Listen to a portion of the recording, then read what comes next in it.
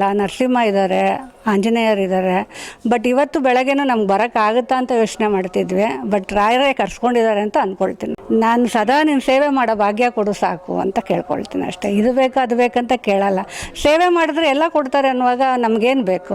ಅವರಿದ್ರೆ ಜೊತೇಲಿ ಎಲ್ಲ ಸಿಗ್ದಂಗೆ ನಮಗೆ ಅಷ್ಟೇ. ಅವ್ರ ಜೊತೆಲೇ ಇರಬೇಕು ಅನ್ನೋದೇ ಒಂದೇ ನಮಗೆ. ರಾಯರ ಹತ್ರ ಬಂದು ಕೇಳ್ಕೊಳ್ಳೋದೇನಿಲ್ಲ.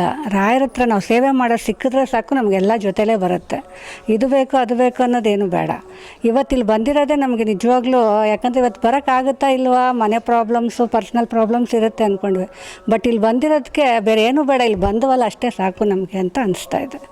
ನಿಜವಾಗ್ಲೂ ಅಲ್ಲ, ಇವಾಗ ಅದ್ರ ಬಗ್ಗೆ ಹೇಳ್ಬೇಕಂದ್ರೆ ನಮಗೆ ಒಂಥರ ಅನಿಸ್ತಾ ಇದೆ. ಹಂಗಾಗಿ ರೋಮಾಂಚನ ಎಲ್ಲ ನೆನೆಸ್ಕೊಂಡ್ರೆ ಸಾಕು ರಾಯರನ್ನು, ಅಷ್ಟೇ ಸಾಕು. ಎಲ್ಲ ಸಿಗುತ್ತೆ ನಮಗೆ.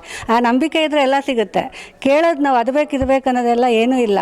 ಬಂದುವ ನಮಗೆ ಎಲ್ಲ ಸಿಗುತ್ತೆ. ಏನು ಬೇಕು ಅವರೇ ಕೊಡ್ತಾರೆ. ಅವ್ರಿಗೆ ಗೊತ್ತೇ ಎಲ್ಲ ಏನು ಕೊಡಬೇಕು ಅಂತ.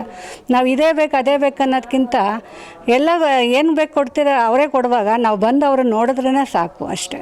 ಅದು ಈ ಆರಾಧನೆಯಲ್ಲಿ ನಾವು ಇಲ್ಲಿ ಬಂದಿರೋದಕ್ಕೆ ನಮ್ಗೆ ತುಂಬ, ನಾನು ಸದಾ ನೀನು ಸೇವೆ ಮಾಡೋ ಭಾಗ್ಯ ಕೊಡು ಸಾಕು ಅಂತ ಕೇಳ್ಕೊಳ್ತೀನಿ ಅಷ್ಟೇ. ಇದು ಬೇಕು ಅದು ಬೇಕಂತ ಕೇಳಲ್ಲ. ಸೇವೆ ಮಾಡಿದ್ರೆ ಎಲ್ಲ ಕೊಡ್ತಾರೆ ಅನ್ನುವಾಗ ನಮಗೇನು ಬೇಕು? ಅವರಿದ್ರೆ ಜೊತೇಲಿ ಎಲ್ಲ ಸಿಗ್ದಂಗೆ ನಮಗೆ ಅಷ್ಟೇ. ಅವ್ರ ಜೊತೆಲೇ ಇರಬೇಕು ಅನ್ನೋದೇ ಒಂದೇ ನಮಗೆ. ಹೌದು, ನಮಗೆ ಗೊತ್ತಾಗಿ ಸುಮಾರು ಇದೊಂದು 3 ತಿಂಗಳಾಯಿತು. ಬಟ್ ಅವಾಗ ನಾವೆಲ್ಲ ಮಾತಾಡ್ಕೊಂಡ್ವಿ ಬರಬೇಕು ಅಂತ. ಬಟ್ ಇಲ್ಲಿ ಹೇಳಿದ್ರು ಬರುವಾಗ ನಿಮಗೆ ಕಷ್ಟ ಅನಿಸುತ್ತೆ ಅಂತ.